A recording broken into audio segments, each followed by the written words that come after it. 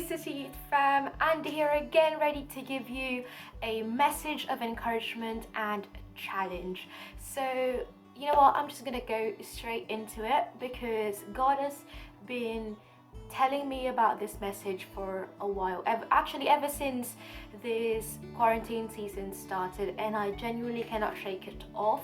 And so I am pretty sure that it's for someone tonight or today. Whenever really you watch this video. As this quarantine season has started, I am pretty sure, 99.99% sure, that you have uttered the sentence, once this is over, I will do this, I will do that, I will meet up with this person. And I'm pretty sure you've heard other people say it as well. I certainly have said it. Every single person that I've talked to, I've said, you know what, once this quarantine season is over, we will meet up, we will do this, do that, we will do karaoke, we will meet up, we will play games, we will, have a meal out, and all sorts of different things once this season is over. And I'm pretty sure that you're the same. But the message that God really placed in my spirit over this quarantine season when it started is to make the most out of this season. And I cannot shake it off.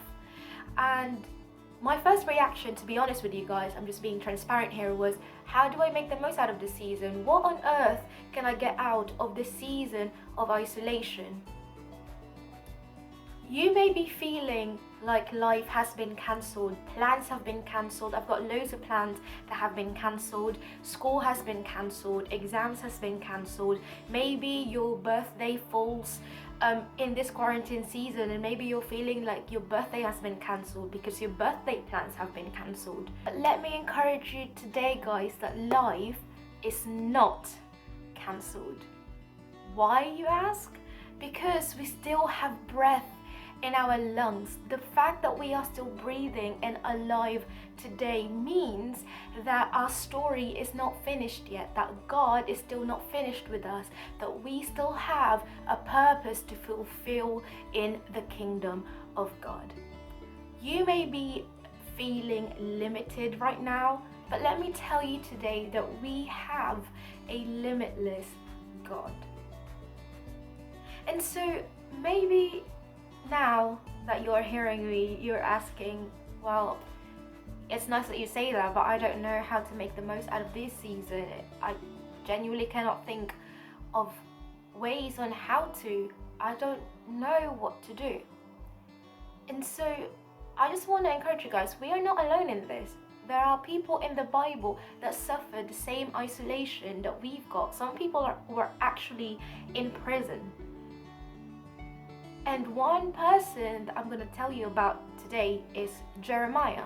Now, I've got a Bible in my phone. It says in Jeremiah 33 now, Jeremiah is in prison here. Like us, he is in isolation. This is what it says in the Bible. It says, while Jeremiah was also locked up in jail, God said, call to me and I will answer you.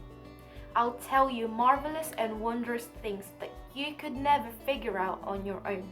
It carries on, and this blows my mind. Listen. This is what God, the God of Israel, has to say about what's going on in this city. About the homes of both people and kings that have been demolished. About all the ravages of war and the killing by the Chaldeans. About the streets littered with the dead bodies of those killed because of my raging anger. About all that's happened because the evil actions in this city have turned my stomach in disgust. But now, take another look. I am going to give this city a thorough renovation, working a true healing inside out. I am going to show them life whole, life brimming with blessings. I will restore everything that was lost to Judah and Jerusalem. I'll build back everything as good as new. I will scrub them clean from the dirt they've done against me. I will forgive everything they've done wrong. Forgive all of their rebellions. And Jerusalem will be a center of joy and praise and glory for all countries of the earth. They'll get reports on all the good I'm doing for her. They'll be in awe of the blessings I am pouring on her. What a promise! And I really believe that this is for our nation today, that God has promised restoration in the land. And not only did God promise Jeremiah about the complete restoration of the land, he also commanded Jeremiah to call out to him, and he promised that he will answer back, and he will tell him things that he can never figure out on his own.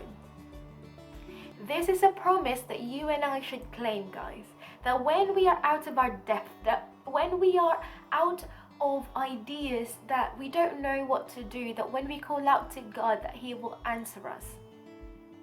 But you know what? It's one thing to hear God, but it's another thing to recognize that it is the voice of God. I genuinely thought before that hearing God and recognizing God is the same, but actually it's not.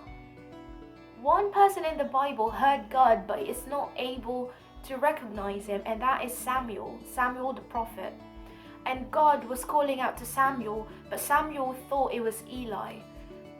And so when Samuel heard God's voice, he then ran to Eli and asked Eli what he wanted. And he didn't recognize that it was God. So hearing God and recognizing God's voice are two different things.